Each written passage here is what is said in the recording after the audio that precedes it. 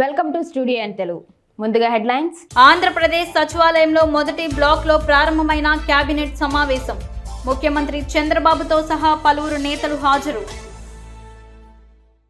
భూదాన యజ్ఞ బోర్డు భూముల లబ్ధిదారులకు భరోసానిచ్చిన ఎమ్మెల్యే కొండబాబు. నిరుపేదలైన 163 మంది లబ్ధిదారులకిచ్చిన నేతలు. అన్నా క్యాంటీన్ల ప్రారంభం గురించి బాపట్ల ఎమ్మెల్యే వేగిసేన నరేంద్ర వర్మ సమావేశం.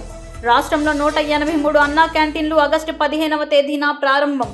ఇక డీటెయిల్స్ చూస్తే, భూదాన యజ్ఞ బోర్డు భూముల లబ్ధిదారులకు భరోసా ఇచ్చిన ఎమ్మెల్యే కొండబాబు. గత 10 సంవత్సరాలుగా ప్రభుత్వ ఐటీఐ వెనుక సర్వే నెంబర్ 144/1 టోటల్ 143/3 భూదాన యజ్ఞ బోర్డు భూములను నిరుపేదలైన 163 మంది లబ్ధిదారులకు ఇవ్వడం జరిగిందని జనసేన నాయకులు సలాది శ్రీనివాస్ బాబు తెలిపారు. భూదాన యజ్ఞ బోర్డు భూముల వద్ద లబ్ధిదారులతో కలిసి ఏర్పాటు చేసిన పాత్రికేయ సమావేశంలో ఆయన మాట్లాడారు. ముఖ్యమంత్రి వర్యులు గౌరవ శ్రీ నారా చంద్రబాబు నాయుడు గారికి, డిప్యూటీ సీఎం శ్రీ కొణిదెల పవన్ కళ్యాణ్ గారికి, బీజేపీ రాష్ట్ర అధ్యక్షులు గౌరవ శ్రీ పురంధరేశ్వరదేవి గారికి నమస్కరించి, ఈరోజు మేము కాకినాడ గవర్నమెంట్ ఐటీఐ వెనక 2014లో భూదాన యజ్ఞ బోర్డు వినోబా భావే స్థాపించబడిన ఈ భూదాన యజ్ఞ బోర్డు భూములు ఏమైతే ఈ రెసిడెన్షియల్ జోన్లో ఉన్నాయో MS number 1052/97 any residential zone which is situated, ఈ భూదాన యజ్ఞ బోర్డు భూములు ఎక్కడైతే ఉన్నాయో రెసిడెన్షియల్ జోన్లో అవి 65 గజాలు చొప్పున ఈ ఎంఎస్ నెంబర్ ఆధారంగా మనిషి ఒక్కంటికి 60 గజాలు చొప్పున భూదాన యజ్ఞ బోర్డు ఆ రోజు ఉన్నటువంటి చైర్మన్ రాజేంద్ర రెడ్డి గారు ఇచ్చారు. అప్పుడు ఈ భూమి అంతా కూడా మోకాళ్ళ లోతు నీరులో ఉండడం వల్ల మేము ఇక్కడ సదును చేయలేకపోయాం. అయితే అప్పటి ఎంఆర్ఓ బాలసుబ్రహ్మణ్యం గారు ఈ పట్టాలు ఒరిజినల్ కాదు, ఈ ఫేక్ అనడం వల్ల మేము హైకోర్టుకి ఆశ్రయించాం. WP నెంబర్ 42730/2016 అలాగే 4767/2017 ఈ రెండే కాక 4993/2022 ఈ WP నెంబర్స్ ఆధారంగా హైకోర్టు వారు స్టేటస్ కో ఆర్డర్స్ ఇచ్చారు. అయితే ఈ భూమి గత ప్రభుత్వంలో ఉన్న మాజీ ఎమ్మెల్యే దోరంపూడి చంద్రశేఖర్ రెడ్డి ఆయన మమ్మల్ని ఈ భూమిలోకి రానివ్వకుండా శతవిధాలా బాధపెట్టి మమ్మల్ని దుర్భిషలాడి కొట్టి మా మీద అన్యాక్రాంతంగా కేసులు పెట్టారు. ఆ కేసులు మొన్న వారంలో కోర్టు వారు అన్ని చూసి పరిశీలించి మా మీద మేము నిర్దోషులు అని ఆ కేసు కొట్టేశారు. ఆ కేసు మేము ఈ కింద కోర్టులో గెలవడం అయినది. అందరికీ నమస్కారం అండి. నా పేరు బండారు నాగశ్రీతి. మాకు భూదాన యజ్ఞం 2014 రాజేంద్ర రెడ్డి గారు ఇచ్చారు. ఇప్పుడు ఎమ్మెల్యే గారిని కొండబాబు గారిని మేము కలిస్తే మా భూములు మాకు ఇప్పించండి అని చెప్పి నిన్న కలిసామండి. పంతం నానాజీ గారికి, పవన్ కళ్యాణ్ గారికి, డిప్యూటీ సీఎం పవన్ కళ్యాణ్ గారికి, మొత్తం అందరికి, ఎంపీ గారికి, మొత్తం అందరికి నేను హృదయపూర్వకంగా నమస్కారం చెప్పుకుంటూ మా భూములు మాకు ఇప్పించమని కోరుతున్నాం సార్. రాష్ట్ర ఆర్థిక పరిస్థితిని దృష్టిలో ఉంచుకొని పెండింగ్లోనున్న జౌళి పరిశ్రమ ప్రోత్సాహకాల చెల్లింపు విషయాన్ని పరిశీలిస్తామని రాష్ట్ర చేనేత మరియు జౌళి శాఖ మంత్రి ఎస్ సవిత పేర్కొన్నారు.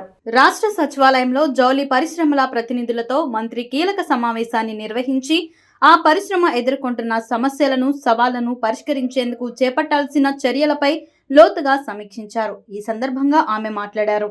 అమలాపురం పట్టణ నడిబొడ్డులో ఉన్న ప్రధాన పార్కు చంద్రబాబు ఆరోగ్య ఉద్యానవనముకు సరైన సదుపాయాలు, మెయింటెనెన్స్ లేకపోవడంతో అసహనం వ్యక్తం చేస్తున్న పర్యావరణ ప్రేమికులు, వాకర్లు, పిల్లలు, సామాన్య ప్రజలు. అంబేద్కర్ కోనసీమ జిల్లా అమలాపురంలో 2014 టీడీపీ హయాంలో పట్టణ మధ్యలో మంచినీటి చెరువు వద్ద 1.5 కోటి వ్యయంతో నిర్మించిన చంద్రబాబు ఆరోగ్య ఉద్యానవనం గత 5 సంవత్సరాల నుండి మున్సిపల్ అధికారులు, మున్సిపల్ కౌన్సిలర్ల నిర్లక్ష్యంతో ఎక్కడ వేసిన గొంగలి అక్కడే అన్న విధంగా తయారవుతుంది.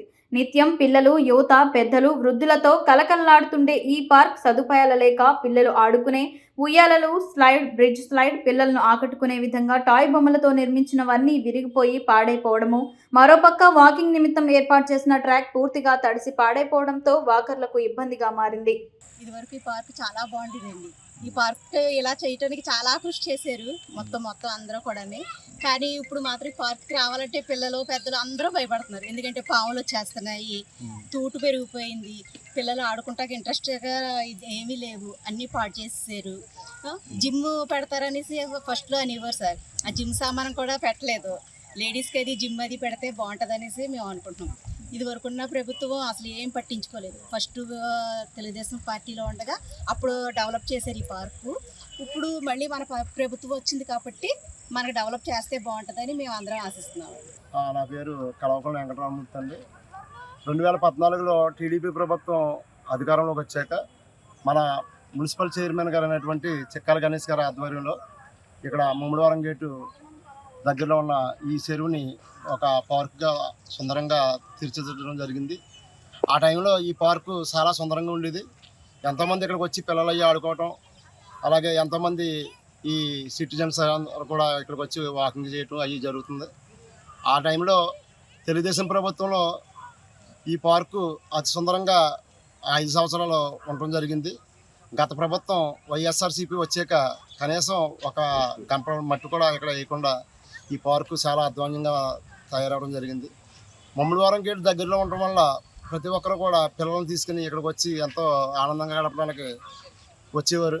ఇక్కడ ఉన్న అసౌకర్యాన్ని చూసి ఈ పిల్లలు ఆడుకునే వస్తువులు అవి కూడా పాడైపోవటం, వాళ్ళకి దెబ్బలు అవి తగలటం, వాళ్ళకి చాలా బాధతోటి ఇక్కడి నుంచి వెళ్ళిపోవడం జరిగింది. అలాగే ఈ పట్టణంలో బాగా సుందరమైనది ఇది పార్కు. అటువంటిది ఇక్కడ మంచి లాన్ అయ్యేసి చాలా సుందరంగా ఉండేది. అటువంటిది ఈవేళ మొత్తం లాన్ పోయి ఇక్కడ వేసిన బొమ్మలు అన్నీ కూడా చెడిపోయి ఈవేళ గడ్డలు మొలిసిపోయి పార్కులో వాకింగ్ చేద్దారంటే కాళ్ళకి అడ్డుపడిపోతున్నాయి పాములు అవి కూడా.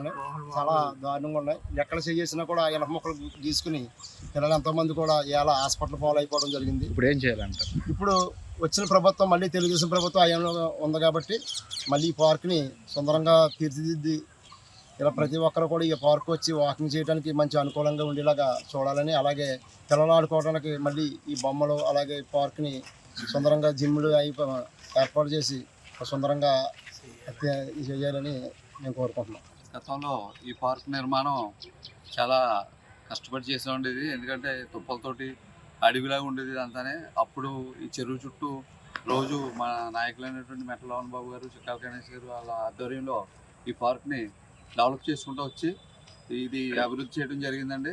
వాకింగ్ ట్రాక్ వేసి పట్టణ ప్రజలకి అందరికీ కూడా మంచి సౌలభ్యం కల్పించడం జరిగింది. అలాగే పిల్లలు ఆడుకోవడానికి మాత్రం ఈ మంచి పరికరాలు అవి ఏర్పాటు చేసి ఆటకు సంబంధించిన పరికరాలు ఏర్పాటు చేసి డెవలప్ చేయడం జరిగిందండి. తర్వాత వచ్చిన వైసీపీ గవర్నమెంట్లో ఈ పార్క్ను మొత్తం పూర్తిగా నిర్లక్ష్యం చేయటం, ఏ విధమైన నిధులు కేటాయించకపోవడం, పాడైపోయిన వస్తువులు కూడా మళ్ళీ రీప్లేస్మెంట్ చేయడం జరగలేదండి.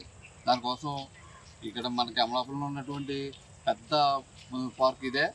ఇక్కడ మనకి అమలాపురం నడిబొడ్డున ఉండటం వల్ల కూడా మనకి ఎంతో ఉపయోగకరం ఉండేది. అందరికీ పిల్లలకి అది పిల్లల్ని తీసుకొచ్చి ఆడించి పెద్దలు కూడా ఇక్కడ కాసేపు సేద తీరుతూ ఉంటారు. అటువంటి అవకాశం లేకుండా ఈ వస్తువులన్నీ పాడైపోవడం జరిగిందండి.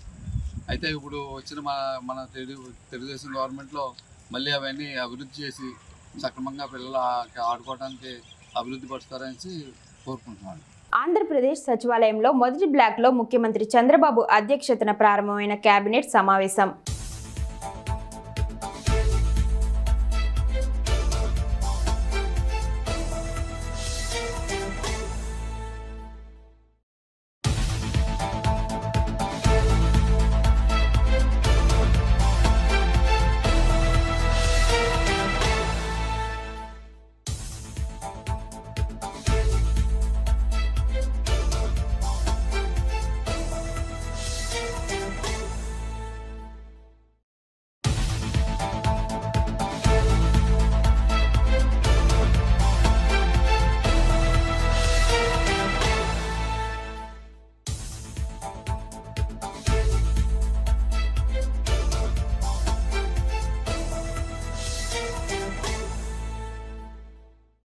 కాకినాడలో డ్రైన్లు శుభ్రపరిచే కార్యక్రమాన్ని చేపట్టడం జరిగిందని కాకినాడ కార్పొరేషన్ కమిషనర్ వెంకట్రావు తెలిపారు. వర్షాకాలం నేపథ్యంలో డ్రైన్లను శుభ్రపరచడం జరుగుతుందని కాకినాడ కార్పొరేషన్ కమిషనర్ వెంకట్రావు తెలిపారు.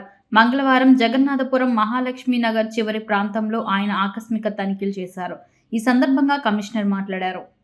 ఈరోజు ఇది తోరంగి పంచాయతీ రూరల్ మండల్, కొంత పార్ట్ టౌన్ కూడా ఉంది.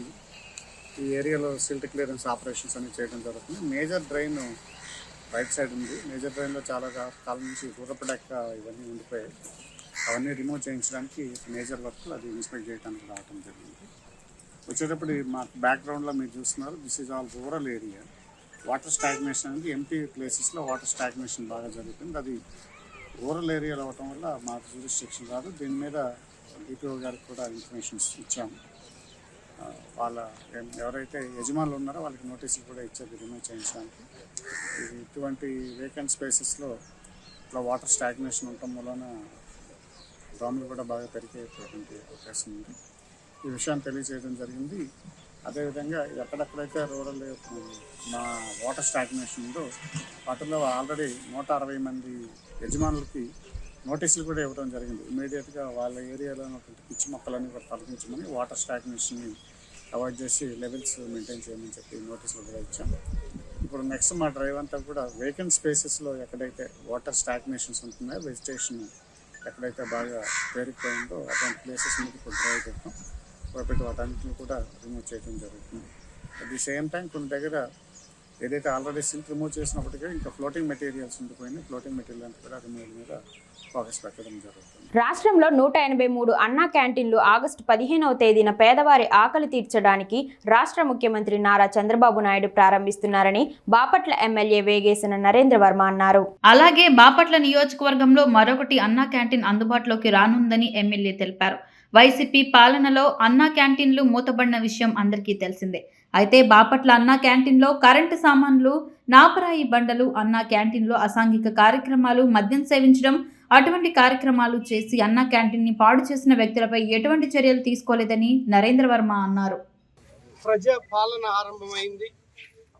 ప్రజాస్వామ్యంలో ప్రజలందరూ కలిసి తెలుగుదేశం ప్రభుత్వాన్ని పెద్ద ఎత్తున ఎన్నుకోవటం జరిగింది. ఇచ్చిన హామీల్లో భాగంగా అన్నా క్యాంటీన్ ఆగస్టు 15ని ఓపెన్ చేయాలని ముఖ్యమంత్రి వర్యులు, రాష్ట్ర రథసారథి, రాబోయే తరానికి అభివృద్ధి ఎట్లా చేసి చూపించాలని నిరంతరం శ్రమించే శ్రామికుడు గౌరవనీయులు నారా చంద్రబాబు నాయుడు గారు ఆదేశానుసారం మున్సిపల్ కమిషనర్తో ఇక్కడికి మేము వచ్చి ఈ అన్నా క్యాంటీన్ ఏ పరిస్థితిలో ఉందని చూసి పనులు ప్రారంభించడం జరిగింది. ఆగస్టు 15వ తారీఖు నాటికి ఈ అన్నా క్యాంటీన్ ఓపెనింగ్ 183 అన్నా క్యాంటీన్ రాష్ట్రంలో ఓపెనింగ్ అవుతుంది. అందులో భాగంగా మన అన్నా క్యాంటీన్ కూడా ఓపెన్ అవుతుంది. రాబోయే రోజుల్లో ఇంకో అన్నా క్యాంటీన్ కూడా పెడతానికి మేము ప్రయత్నం చేస్తున్నాం. ఈ సందర్భంగా ఇక్కడ జరిగిన ప్రభుత్వంలో గ్రానైట్ రాళ్లతో సహా అన్ని దొంగతనం చేయడం జరిగింది. అలాగే ఏది చేతికి అందితే అది గత ప్రభుత్వంలో తీసుకెళ్ళిపోయారు. ఆ ప్రభుత్వం పట్టించుకోలేదు అన్నా క్యాంటీన్. పేదవాళ్ళ ఆకలి తీర్చి అన్నా క్యాంటీన్ పవిత్రమైన స్థలంగా మేము వర్ణిస్తే వాళ్ళు ఆ ప్రదేశాన్ని అసాంఘిక కార్యక్రమాల కోసం వాడటం జరిగింది. ఇది చాలా దారుణమైన విషయంగా నేను అనుకుంటున్నాను. రాబోయే రోజుల్లో ఇది మరల పసుపు నీళ్లు చల్లి అన్ని పూజలు నిర్వహించి ఈ అన్నా క్యాంటీన్ త్వరలో ప్రారంభిస్తాం. ఆగస్టు 15 అని ప్రభుత్వం తెలియజేసింది. ఆ ప్రకారం బాపట్లలో కొత్తగా వచ్చిన నిర్మల్ కుమార్ కమిషనర్ ఆయన సహాయ సహకారాలతో అన్నా క్యాంటీన్ తొందరలో ప్రారంభిస్తామని ఈ సందర్భంగా తెలియజేస్తాం. శ్రీ వేగేశ్వర నరేంద్ర వర్మ గారి దిశానిర్దేశంతో ఆంధ్రప్రదేశ్ గవర్నమెంట్ యొక్క నియమాల ప్రకారము మనం అన్నా క్యాంటీన్ ఏదైతే ఉందో దాని రెనోవేషన్ వర్క్ అనేది మనం స్టార్ట్ చేసుకోవడం జరిగింది. రెనోవేషన్ వర్క్ సంబంధించిన ఎస్టిమేట్స్ అవన్నీ కూడా ప్రిపేర్ చేసుకోవడం జరిగింది. ఇవన్నింటినీ కూడా ఇప్పుడు సార్ చెప్పినట్టుగానే టైంలీ ఆగస్టు 15 కల్లా అందుబాటులో తీసుకొచ్చి ఇక్కడ మన ప్రజలందరికీ కూడా అందుబాటులో ఉంచుతామని చెప్పి తెలియజేయడం జరుగుతుంది. చిలకలూరిపేట నియోజకవర్గ ప్రజల చిరకాల కోరిక అయిన ఆటో నగర్ను సాధ్యమైనంత వేగంగా పూర్తి చేసి చిలకలూరిపేటకే ప్రత్యేక గుర్తింపు తీసుకొస్తామని మాజీ మంత్రి Telugu Desam party senior MLA Prathipati Pullarao పేర్కొన్నారు. సకల సౌకర్యాలతో త్వరలోనే లబ్ధిదారులకు అక్కడ కేటాయించిన ఫ్లాట్లు కూడా అందిస్తామని హామీ ఇచ్చారు. చిలకలూరుపేట మండలం పోతవరం వద్ద ఆటో నగర్ను ఆయన పరిశీలించారు. తెదేపా గత ప్రభుత్వం 2016లోనే ఈ ఆటో నగర్ నిర్మాణానికి శంకుస్థాపన చేసి పనులు చేపట్టామని, ఆటోమొబైల్స్ యూనిట్ల ఏర్పాటుకు ఏపీఐఐసి 42.30 ఎకరాల భూమి కూడా కేటాయించిందన్నారు ప్రత్తిపాటి. నాడు 50 కోట్ల రూపాయలతో తొలి దశలో రహదారులు, విద్యుత్ స్తంభాలు, అంతర్గత మురుగు కాలువలు పూర్తి చేసిన 2019లో ప్రభుత్వం మారటంతో ఆ పనులు ఎక్కడికక్కడ నిలిచిపోయాయని ఆవేదన వ్యక్తం చేశారు. ఈరోజు మనం ఆటో నగర్ తెలుగుదేశం ప్రభుత్వంలో శంకుస్థాపన చేసి ఆనాడు పూర్తి చేయటం జరిగింది. లబ్ధిదారులను కూడా ఎంపిక కూడా చేశాం. తెలుగుదేశం ప్రభుత్వంలోనే 4,74,00,000 రూపాయలు ఆనాడు ఈ యొక్క ఆటో నగర్ కింద ఏదైతే ఏపీఐఐసి ఆధ్వర్యంలో టేకప్ చేశామో శాంక్షన్ చేసి టెండర్లు పిలవటం కూడా జరిగింది. తర్వాత 5 ఏళ్ళు ఈ చేతగాని పాలకులు వచ్చిన తర్వాత, అవినీతి పాలకులు వచ్చిన తర్వాత ఎక్కడ వేసిన గొంగళి అక్కడే. ఈ ఆటో నగర్ ఒక ఉదాహరణ. ఇలాంటి చిలకలూరుపేటలో కొల్లలు చెప్పుకోవడానికి అటువంటి చేతగాని పాలకులు, అవగాహన లేనోళ్ళు, ఆలోచన లేనోళ్ళు, ఇచ్చిన మాట నిలబెట్టుకోలేని వాళ్ళు, మేము ఈ ఆటో నగర్ కాదు మరొక ఆటో నగర్ ప్లేస్ కూడా ఇస్తామని ఫ్రీగా చెప్పినటువంటి వాళ్ళు చెప్పిన మాటలు మర్చిపోయారు. ఆలోచనలు మారిపోయినాయి. మాట ఇచ్చిన ప్రజలకేమో మోసం చేశారు. ఎక్కడ వేసిన గొంగళి అనటానికి ఇది ఒక ఉదాహరణ. ఈ యొక్క ఆటో నగర్ మరలా తిరిగి దీన్ని ఏ విధంగా ముందుకు తీసుకువెళ్ళాలి అనేటువంటి దానికి ఈ ఆటో నగర్ ఎవరైతే గతంలో లీడ్ చేసినటువంటి ప్రసాద్ కానీ, బుజ్జి కానీ, ఆయన మీ ఏమిటి వచ్చాడు నబీ బాబు కానీ, ముల్లా కానీ, బేరింగ్ మౌలాలి, వీళ్ళందరూ ఆటో నగర్ అనేటువంటిది చిలకలూరుపేటకి ఎంతో ప్రాధాన్యత ఉంది, ప్రాముఖ్యత ఉంది.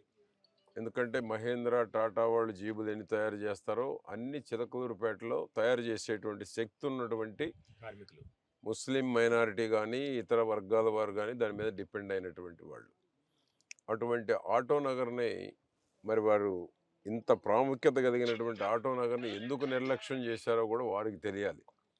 కాబట్టి దీన్ని ఇప్పటి నుంచి ఎంఎస్ఎంఈ ద్వారా కానీ, ఇప్పుడు ఏపీఐఐసి DZM వచ్చారు దేవన్ గారు, అదేవిధంగా ఇంజనీర్ పరంగా DZM వచ్చారు దొరబాబు గారు, వారిద్దరు కూడా వచ్చి ఈరోజు మ్యాప్ చూసాం. ఇంతవరకు phase 1, ఇది phase 2. ఈ 2 ఫేజ్లు కూడా కలిపి ఇంకా మధ్యలో ఏదైనా ల్యాండ్స్ వాళ్ళు ముందుకు వస్తే ఎవరు బలవంతం చేయం, గత పాలకుల్లాగా, గత ప్రభుత్వంలాగా. వినుకొండ పట్టణం ఎన్ఎస్పి కాలువనందు స్వచ్ఛత పరిశుభ్రత శ్రమదాన కార్యక్రమంలో వినుకొండ శాసనసభ్యులు జీవి ఆంజనేయులు, మాజీ శాసనసభ్యులు మక్కెన మల్లికార్జునరావు, జనసేన ఇన్ఛార్జ్ నాగశ్రీను, రాయల్ ఉమ్మడి గుంటూరు జిల్లా జనసేన నాయకులు నిస్సంకర్రావు, శ్రీనివాసరావు మరియు నాయకులు, కార్యకర్తలు పాల్గొన్నారు. టౌన్ మొత్తం ఎంత దూరం అయితే ఉందో ఆ చివరి నుండి ఈ చివరి దాకా కాలువ మొత్తం పరిశుభ్రంగా చేయించాలి. మీరు కూడా కొంచెం పర్సనల్ గా చూసుకోండి. శానిటరీ ఇన్స్పెక్టర్ గారు కూడా వచ్చారా? టౌన్ ఈ చివరి నుండి ఆ చివరి దాకా అసలు కాలువలు మన టౌన్ కింద ఒక ఫర్లాంగ్ 2 ఫర్లాంగ్ల అవతలకే మొత్తం కూడా టౌన్లో ఇట్లా అశుభ్రంగా ఉన్నాయన్నీ కూడా క్లీన్ చేయాలి. ఈరోజు మేము శ్రమదానంతో మొదలుపెట్టినటువంటి దాన్ని మీరు పరిపూర్ణంగా చేయాలి. టౌన్ని క్లీన్ అండ్ గ్రీన్గా ఉంచాలి. అవసరమైన కాడ మొక్కలు నాటే కార్యక్రమం తీసుకోండి. అలాగే ఇప్పుడు మున్సిపాలిటీ డ్రైనేజీలు కూడా అన్ని చోట్ల, అన్ని వీధుల్లో డ్రైనేజీలు చాలా పరిశుభ్రంగా ఉంచాలి. 1 వీక్లో నేను మళ్ళీ వార్డ్ విజిట్స్కి వస్తాను. అలాగే సార్ ఒక చిన్న మాట సార్, మీ మాటకి మీరు మొన్న ఇచ్చిన ఆదేశాల మేరకు మేము శానిటేషన్ సిబ్బంది డిఈ గారు ఒక మీటింగ్ పెట్టుకుని ప్రస్తుతం మేము చేస్తున్నది ఏంటంటే చిన్న పరిధిలో మేము అంటే ఉదయం పూట కలెక్షన్ స్వీపింగ్ జరుగుతుంది సార్. మధ్యాహ్నం పూట ఆ ఏరియా వరకు సచివాలయం పరిధిలో 3 hours కూడా డ్రైన్ క్లీనింగ్, చిన్న చిన్న కాలువలు అనేది సిల్టేషన్ మొదలు పెట్టున్నాను సార్. ఆల్రెడీ మంత్రివర్యులు గారు కూడా మాకు డీసిల్టేషన్ కార్యక్రమం చేపట్టమని మాకు కూడా చిన్న చిన్న కాలువలు చిన్న చిన్న కాలువల్లోని చెత్త అంటే కాలువలు కూడుకుపోయి ఉన్నాయి సార్. అది కూడా ఆల్రెడీ జరుగుతుంది సార్. అది జరుగుతుందని చెబుతున్నాను. అలాగే దీనికి ఒక వర్క్ లాగా పెట్టేసి చేసేయండి, తొందరగా చేయాలి. సరే, ఒక వర్క్ లాగా పెట్టేసి దీన్ని అంతా కంప్లీట్ చేయండి. తర్వాత ప్రతి వీధి కూడా శానిటేషన్ బాగా చేయించాలి.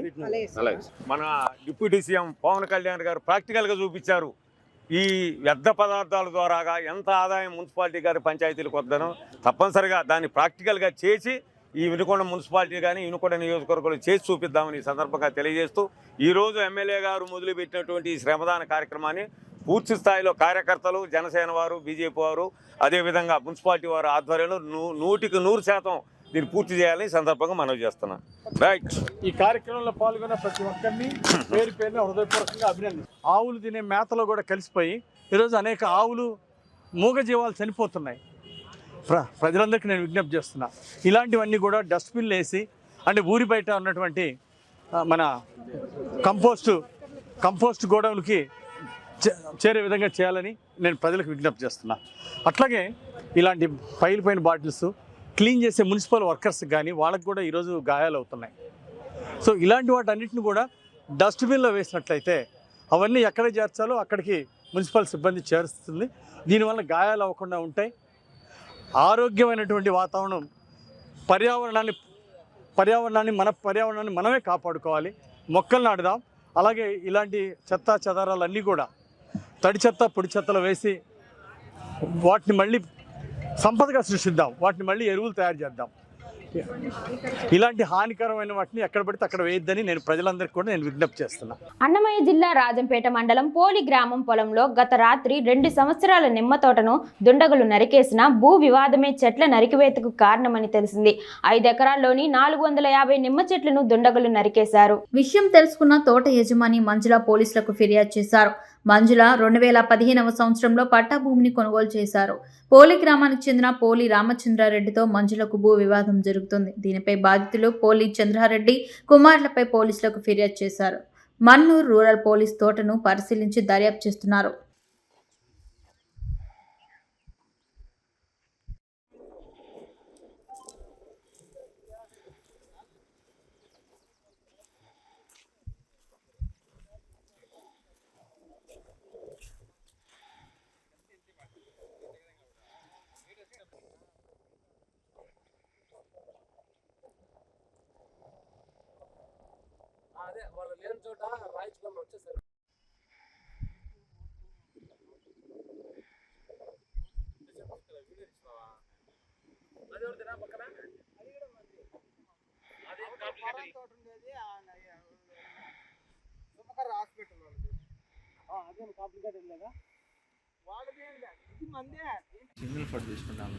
ఒంటిమిట్ట దళితునిపై జరిగిన దాడి అమానుషమని బీజేపీ రాష్ట్ర ఎస్సీ మోర్చా దేవానంద్ పేర్కొన్నారు. కులాన్ని అడ్డుపెట్టుకుని దళితులపై ఆధిపత్యం కొనసాగించడం నిజంగా దుర్మార్గమైన చర్య అని మండిపడ్డారు. ఒంటిమిట్టలో కదిరి ప్రభాకర్ అనే దళితుడు అరుగు మీద కూర్చోవడంతో వేడి నూనె వేయడం హేయమైన చర్య అన్నారు. ఈ సంఘటనపై నేషనల్ ఎస్సీ కమిషనర్, బీజేపీ రాష్ట్ర అధ్యక్షురాలు పురంధేశ్వరి జిల్లా కలెక్టర్కు ఫిర్యాదు చేశామని తెలిపారు. దళితుడిపై నూనె వేసిన వ్యక్తిని కఠినంగా శిక్షించాలని డిమాండ్ చేశారు. జగన్మోహన్ రెడ్డి ప్రభుత్వంలో దళితులపై అనేక ఊచకోతలు కోశారని, దళిత మోర్చా అనేక ఉద్యమాలు చేసిందన్నారు. జగన్ రెడ్డి ప్రభుత్వంలో దళితుల మీద ఎన్నో కేసులు ఉన్నా ఇప్పటి వరకు మోక్షం లేదన్నారు. జగన్మోహన్ రెడ్డి ప్రభుత్వం రాజ్యాంగాన్ని నవ్వుల పాలు చేశారని, రాష్ట్రంలో దళితులపై 750 కేసులు ఉన్నాయన్నారు. దళితులకు సంబంధించిన కేంద్ర ప్రభుత్వం ఇచ్చిన నిధులు ఎక్కడికి పోయాయని, జగన్మోహన్ రెడ్డి ప్రభుత్వంలో దళితుల బిడ్డలకు ఉపాధి లేక ఎంతో మంది రోడ్డున పడ్డారని ఆరోపించారు. దళితులపై జరిగిన దాడులపై సిట్టింగ్ జడ్జితో విచారణ జరిపించాలని ఆయన డిమాండ్ చేశారు. ఈరోజు ముఖ్యంగా ఏదైతే ఒంటిమిట్ట మండలంలో జరిగిన ఒక దళితుని యొక్క పరిస్థితి ఏ విధంగా ఉందంటే, ఈరోజు హాస్పిటల్లో చూస్తే నిజంగా బాధ అనిపిస్తుంది. ఈ కాలంలో కూడా కేవలం కులాన్ని అడ్డపెట్టుకొని ఈ విధంగా ఆధిపత్యం చెలాయించేది ఇంకా ఈ ప్రాంతంలో ఇంకా కొనసాగుతుందంటే ఇది చాలా దుర్మార్గం. శుక్రవారం జరిగితే శుక్రవారం సాయంత్రమే దాన్ని పెద్ద ఎత్తున ఉన్నతాధికారుల దృష్టికి తీసుకుపోవడం, పార్టీ దృష్టికి తీసుకురావడం, మన సాయి లోకేష్ అన్న గారు, మా జిల్లా అధ్యక్షులు, అదేవిధంగా బాలకృష్ణ యాదవ్ గారు, మా సురేష్ గారు, మేము వీళ్ళంతా నేషనల్ ఎస్సీ కమిషన్కి, అదేవిధంగా జిల్లా కలెక్టర్కి, మా మేడం పురంధేశ్వరి గారికి, మరి అదేవిధంగా ఉన్నత అధికారులందరికీ తీసుకొచ్చి నిన్న మొన్న రోజు ఆ యొక్క సంఘటన ఏదైతే ఉందో ఆ కదిరి ప్రభాకర్ అనే ఒక దళితుణ్ణి, మాల కులస్తుణ్ణి అరుగు మీద కూర్చున్నారనే నేపథ్యంలో వేడి వేడి కాలే నూనె తీసుకొచ్చి చల్లడం అనేది ఎంత దుర్మార్గం. అంటే ఇక్కడ మేము చాలా అనేక ప్రాంతాలు చూస్తున్నాం. ఇప్పటికీ 2 గ్లాసుల పద్ధతి ఉంది, అక్కడెక్కడ గుళ్ళోకి రానికుండా సంఘటనలు జరుగుతున్నాయి. మరి ఇది మామూలుగా రంగ సమాజంలో మార్పు వస్తుంది కదా అని చెప్పి మేము భావిస్తున్నామే. కానీ ఈ విధంగా మనసులో పెట్టుకొని ఒకేసారి మనుషుల్ని ఈ విధంగా వేధిస్తారనేది ఇప్పుడు కళ్ళారా చూస్తాను. అందుకనే దీని మీద జాతీయ స్థాయిలో కానీ రాష్ట్ర స్థాయిలో కానీ మేము సీరియస్గా తీసుకున్నాం. సాయి లోకేష్ అన్న గారు కూడా ఇప్పుడు మేము ఇందాక నిన్నటి నుంచి ఆ ముద్దాయిని దాదాపు 72 గంటలు జరుగుతుంది. అరెస్ట్ చేసేదానికి పోలీసులు వెనక ముందు అవుతున్నారు. అతను ఏదో ఒక పార్టీకి మద్దతుదారుడుగా ముద్దరేసి, అంటే సంఘటన ఎంత సీరియస్ సంఘటన అనేది మనం గమనించాల. ఈరోజు ఆ వెంకటరెడ్డి అనే ఎవరైతే ముద్దాయి ఉన్నాడో ఏ పార్టీకైనా కావచ్చు, కానీ అందరూ ఆ కులం పట్టుకొని అంత దుర్మార్గంగా ప్రవర్తించారు. ఒకరిద్దరు ఇలాంటి వాళ్ళు ఉంటారు. ఆ యొక్క కుల పిచ్చి వల్ల అందరి మీద కూడా ముద్రపడే వాతావరణం ఈరోజు అక్కడ కనిపిస్తుంది. కాబట్టి ఇలాంటి వ్యక్తుల్ని కఠినంగా శిక్షించాలని చెప్పి ఈరోజు మేము హోంమంత్రికి, అదేవిధంగా ఎస్పీ గారికి, మా రాష్ట్ర అధ్యక్షులు పురంధేశ్వరి గారికి, నేషనల్ ఎస్సీ కమిషన్కి దీన్ని సీరియస్గా తీసుకున్నాం. అతన్ని అరెస్ట్ చేసేంత వరకు వదిలిపెట్టకూడదని చెప్పి నిన్న మొన్నటి నుంచి కొద్దిగా సీరియస్గా మేము ఫీడ్బ్యాక్ అంతా ఉన్నతాధికారులు తీసుకురావడం, ఈరోజు ఆ సుధాకర్ డిఎస్పీ గారు ప్రత్యేకంగా రాత్రి అరెస్ట్ చేసి ఇప్పుడు ఇంకొక గంటలో ప్రొడ్యూస్ చేస్తున్నారని చెప్పి మాకు తెలిసింది. మరి వాళ్ళు కూడా పోలీసులు వాళ్ళ డిఎస్పీ సుధాకర్ గారు కూడా నాతో మాట్లాడడం, మా సాయి లోకేషన్తో కానీ మాట్లాడడం, ఇంకొక గంటలో మేము ప్రొడ్యూస్ చేస్తున్నాం సార్, ఎఫ్ఐఆర్ కార్డు ఇది చేస్తున్నామని చెప్పడం జరిగింది.